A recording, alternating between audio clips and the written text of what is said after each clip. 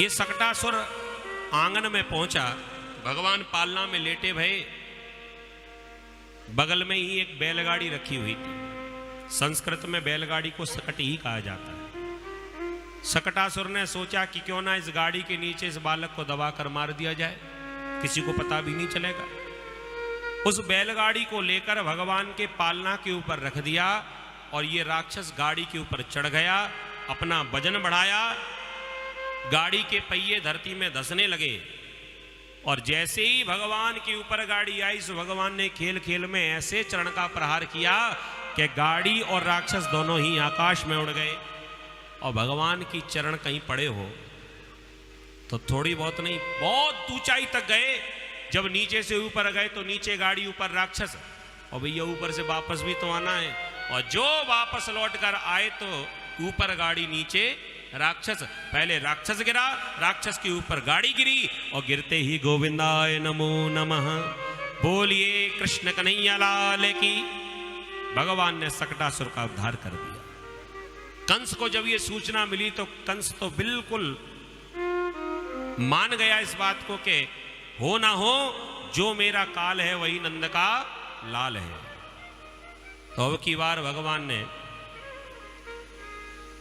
महल में बड़ी सुंदर सुंदर बाल लीलाएं करी और उधर कंस से नहीं रहा गया, सो कंस ने एक और राक्षस भेज दिया जिसका नाम है तृणावर्त।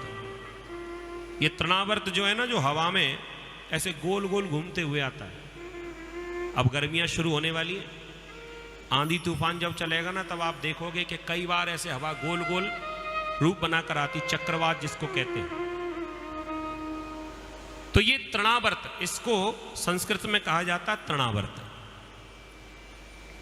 हवा में उड़ता हुआ आया। बोलिए भक्तवत्सल भगवान की। जैसे ही भगवान ने मैया की गोद में लेटे लेटे देखा, ये तो बड़ी समस्या है, मैया के सामने अब हम हाथ पैर कैसे चलाएंगे।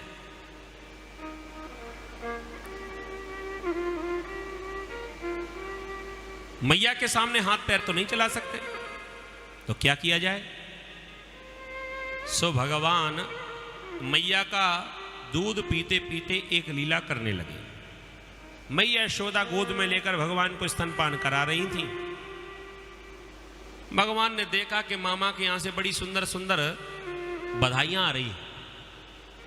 पहले पूतना नाम की गुड़िया भेजी, जब लाला हुए, छोरा छोरी हुए तो मामा के यहां से बधाइयां आती ना, तो कंस मामा के यहां से भी बधाइयां आ रही। पहले पूतना नाम की गुड़िया भेजी, सो ज्यादा नहीं चली, टूट गई। उसके बाद में सकटासुर नाम का गाड़ी भेजी, लेकिन वो भी ज्यादा नहीं चली, गाड़ी भी टूट गई। और अब की बार मामा जी ने हवाई जहाज भेजा, आकाश में उड़ता हुआ। तो जरा देखें कि ये कितना उड़ता है।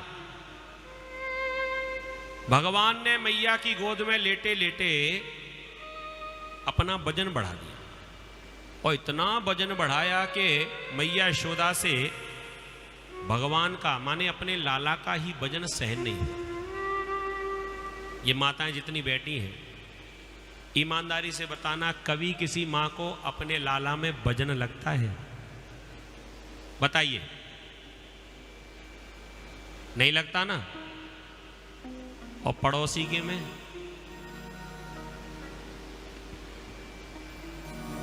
सीधी सी बात, भले दूसरे में वजन कितना भी लगे लेकिन अपने में नहीं लगेगा। अपने लाला को लेके भले ही गिरिराज जी की पूरी परिक्रमा करें, हमें कभी वजन नहीं लगेगा। अपने लाला को लेके कितना भी पैदल चलना पड़े, बेचारी पर्स भी संभाले, अपना बैग भी संभाले, लाला को भी संभाले, कभी कोई समस्या नहीं आई। और कभी मजबूरी में दूसरे का उठाना पड़े तब पता चले। मैया यशोदा को जब वजन लगने लगा तो मां का तो स्वभाव ही होता है, अपने लाला में कभी वजन लगता ही नहीं है।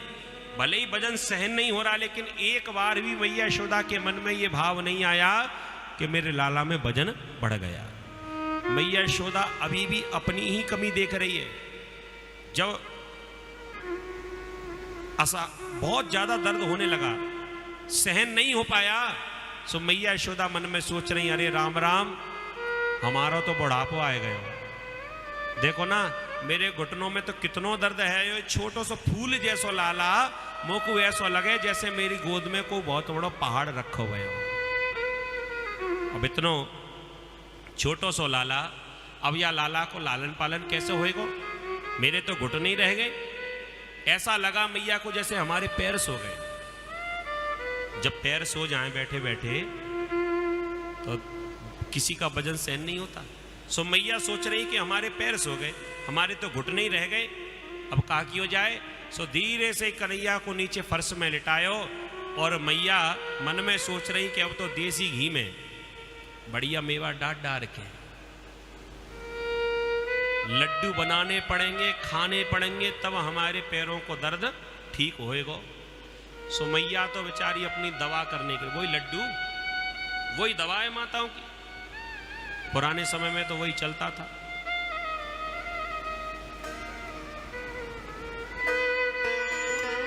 मैया तो रसोई घर की ओर जाने लगी और इधर भगवान को मिला मौका, तृणावर्त आ गया, बड़ी जोर से हवा चलने लगी।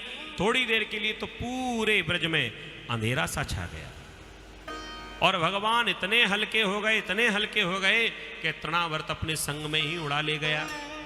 थोड़ी देर तो भगवान ने पूरे आकाश में सैर की, वहां से ब्रजमंडल को देख रहे हैं। माने भगवान मन में सोच रहे हैं कि ये बढ़िया हुआ, अब थोड़े दिनों के बाद जब बड़े होंगे तो हमें चोरी करनी है, और चोरी वही कर पाएगा जिनको गलियां पता होंगी। तो हमने एक बार में पूरे ब्रज की गलियों को छान लिया, अब हमें मालूम है कि कौन सी गली से भागना है और कौन सी गली में छुपना है। भगवान ने मन में विचार किया कि अब इन गलियों को तो हमने देख लिया, कहीं रसोई घर से मैया बाहर ना आ जाए, नहीं तो घबरा जाएगी कि लाला कहाँ गए हो। सो मैया के आए से पहले हमें जगह पे पहुंचना जरूरी है। सो भगवान ने देर ना करी और तुरंत ही तृणावर्त को गलों कस के पकड़ लियो और भगवान ने इतनी जोर का वजन बढ़ाया कि तृणावर्त पृथ्वी की ओर आने लगा और पत्थर पर जाकर पटका, गिरते ही गोविंदाय नमो नमः। भगवान ने तृणावर्त का भी उद्धार किया।